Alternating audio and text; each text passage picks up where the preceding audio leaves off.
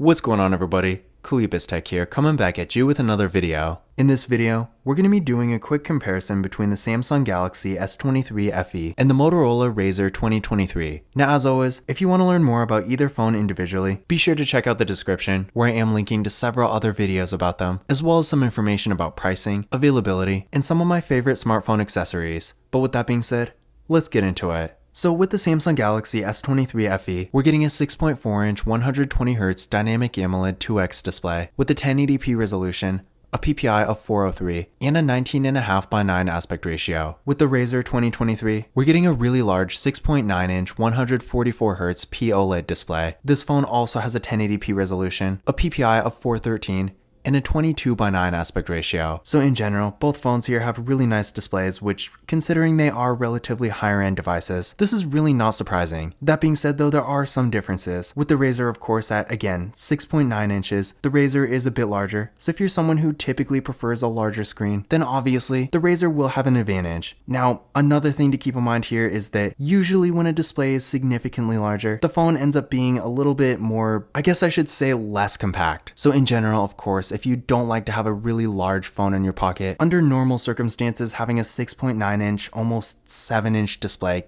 could be a drawback. But with the Razr 2023, in case you didn't know, unlike most phones, this phone actually has a flippable design. So on one hand, when you're consuming lots of content, you will have the advantage of having a really large display. But at the same time, when you're done with it and you want to put it in your pocket, you can simply go like this, and as you can see, this is significantly smaller than the S23 FE, so in general, you're really getting the best of both worlds with this phone. That being said, a lot of people might not really be a huge fan of this design. I mean, the screen definitely doesn't look or feel nearly as solid, so it isn't really for everyone. But if you are looking for a really large display, but maybe you still want something a bit more compact too, then in that case, the Motorola Razr might be for you. On the other hand, I feel like despite the Razr still having a really nice looking image, I personally feel like the S23 FE does look and feel a little bit better. Now, this is a little counterintuitive considering with the refresh rates, the S23 FE has 120Hz versus 144Hz with the Razr, but I personally don't really notice the difference. Both have a really nice, fast, smooth movement on the screen, so they do look and feel really nice. But when it comes to overall image quality, with the S23 FE, I feel like the colors and overall sharpness does look a little bit better. And again, if you're looking for a phone that has more of a normal looking and feeling design, and you're not really a big fan of the kind of flip phone thing the Razr has going on here, then the S23 FE might be a better choice. But in general, if you are looking for a phone that has a really nice premium display, I would say either phone here is worth considering. Now for the storage, both phones here have 128GB of internal storage, but keep in mind, neither phone has microSD card expansion. Now, in my experience, when it comes to overall practicality, I feel like this doesn't really matter a ton, because at the end of the day, mostly people are putting stuff like photos and videos onto microSD cards and maybe music and media like that. And in this day and age, there's so many things like Google Drive and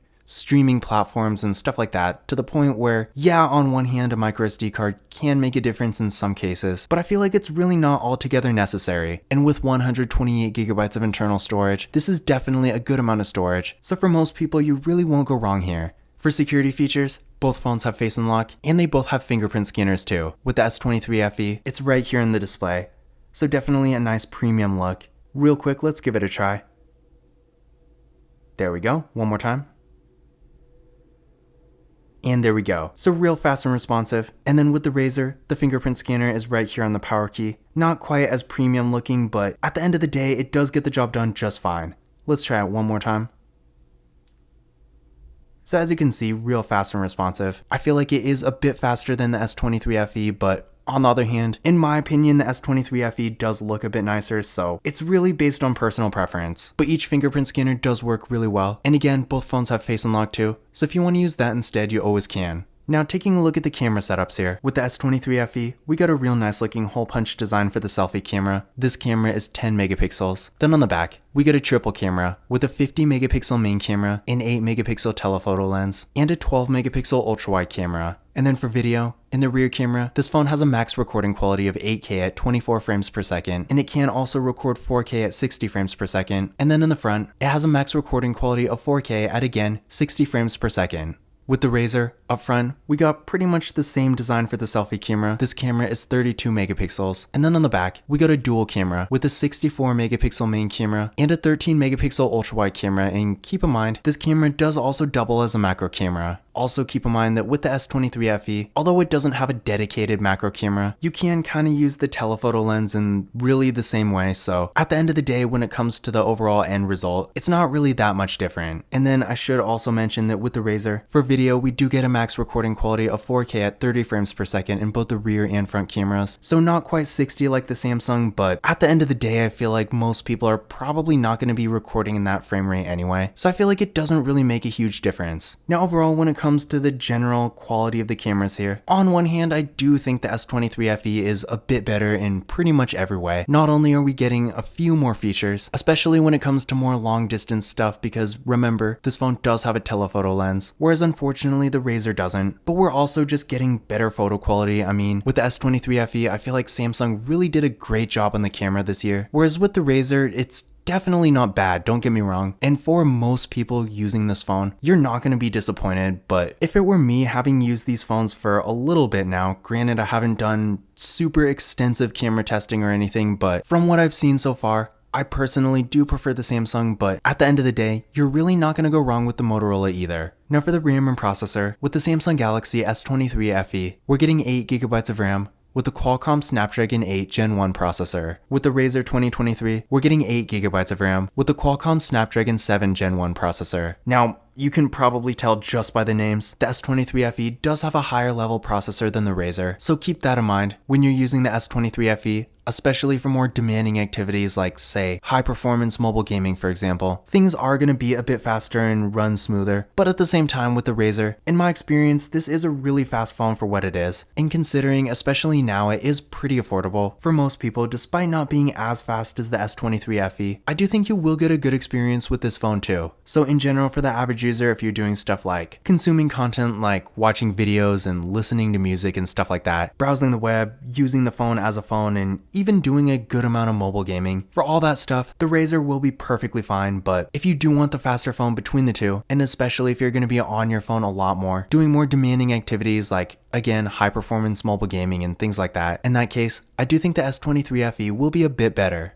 Now I ran a benchmark test on each phone here using Geekbench 6, and here are the results I got. So again, as you can see here, the S23 FE did score quite a bit higher than the Razr, but at the same time, it might not mean a whole lot if you're not super familiar with these tests. But I will say, compared to your average mid-range phone, this score with the Razr is actually pretty good. So again, for most people, if you are looking for a pretty fast phone, I really doubt this phone is going to feel slow to you. But again, if you are looking for really one of the faster phones you can get for the money, the S23 FE will still have an advantage here. For the batteries, these phones are really not a whole lot different, but with the Samsung Galaxy S23 FE, we're getting a 4500 mAh battery. This supports 25 watt fast charging and 15 watt wireless charging. And with the Razr 2023, we're getting a 4200 mAh battery that also supports 30 watt fast charging and 5 watt wireless charging. Now, 5 watts sounds pretty weak, and honestly it really is, but in my experience, while the wireless charging on this phone is not great, it's definitely not nearly as bad as it sounds. And if you want to just put your phone on a wireless charger throughout the day and just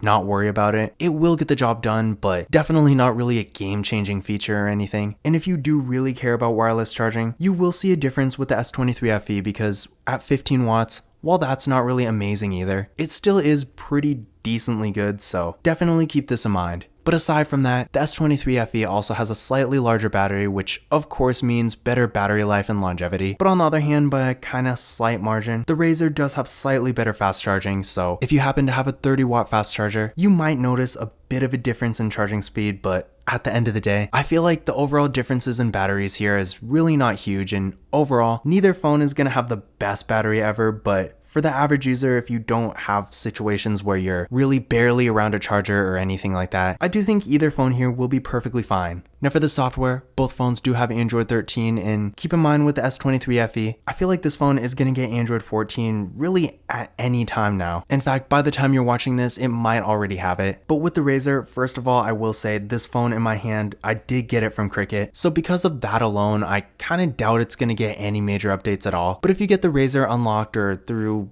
mostly any other carrier, chances are it will eventually get Android 14. I mean, I kind of expect it to, since after all, it is a higher end device. But compared to Samsung, I feel like the software support is not going to be quite as good, because with the S23 FE, you can't expect to get Android 14, 15, 16, and 17. If not beyond that, I mean, who knows really at that point. But the main point here is, between Samsung and Motorola, software support will pretty much always be better with Samsung. So if that is important to you, definitely keep this in mind. Now, taking a look at the overall designs, the phones definitely do look quite different. On one hand, the Samsung, again, since it doesn't have that flippable design, it does feel a bit more solid, and in my opinion, it is a bit more premium. Part of this is because it has a glass back, which the Razr doesn't have bad materials on the back either. In fact, this kind of like synthetic leather does look pretty cool, but at the same time, the S23 FE has a bit more weight to it, and in general, it just feels a bit more premium. So if that is important to you, which it may or may not be, I feel like most people use a case anyway, but if it is, just keep in mind, if you're looking for a slightly higher end device that does feel higher end, the S23 FE between the two will have an advantage, but the Razr really doesn't feel bad either. And again, it does have this flippable design, so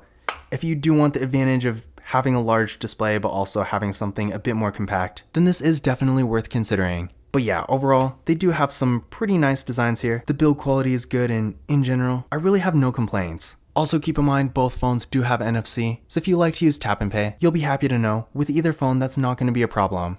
But in conclusion, which of these phones is better? Now in general, this is pretty close, and each phone does have its own advantages. On one hand, with the S23 FE, again, this phone just looks and feels a bit more premium, which isn't really like a huge deal, but at the end of the day, this is not a cheap phone, and the Razr really isn't either. I mean, factory unlocked, you can get this phone for around $500, and with the S23 FE as of right now, it's like $600. So I feel like when you're getting a phone like this, it's nice to have something that looks and feels a bit more premium, and while again the Razr is definitely not bad, I feel like when it comes to that kind of build quality, the S23 FE is just a little bit better. On the other hand though, when it comes to the overall design, again, the flippable thing does make a difference, and while I know a lot of people, honestly me included, may not really be huge fans of it, if you are really looking for that kind of flexibility, it doesn't really take away from the overall experience. The other thing to think about here is that the S23 FE does have a nicer camera, and while this can be kind of debated to an extent, I feel like if you're really taking a lot of pictures, the S23 FE, in my experience, is just a bit more consistently better, and the video recording here is a bit better too. But at the same time, like I said before, you're really not going to go wrong with the Razr either, so it could go either way. The performance with the S23 FE is also, again, significantly better. I guess depending on what you're doing, significantly could be a strong word, but the point is, if you want the faster phone between the two, the S23 FE will be it. But on the other hand, for the most part, I feel like the Razr does have the advantage when it comes to the display, because the image quality is kind of subjective, and part of it could just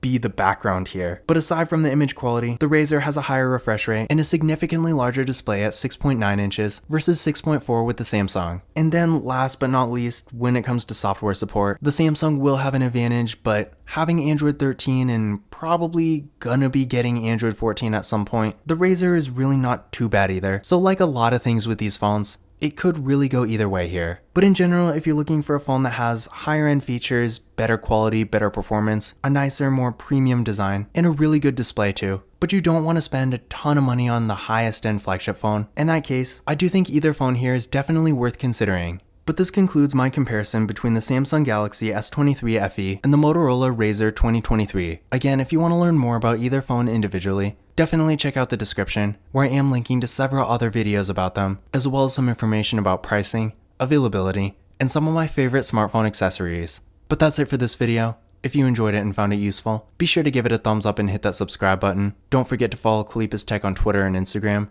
And as always, I will see you in the next video.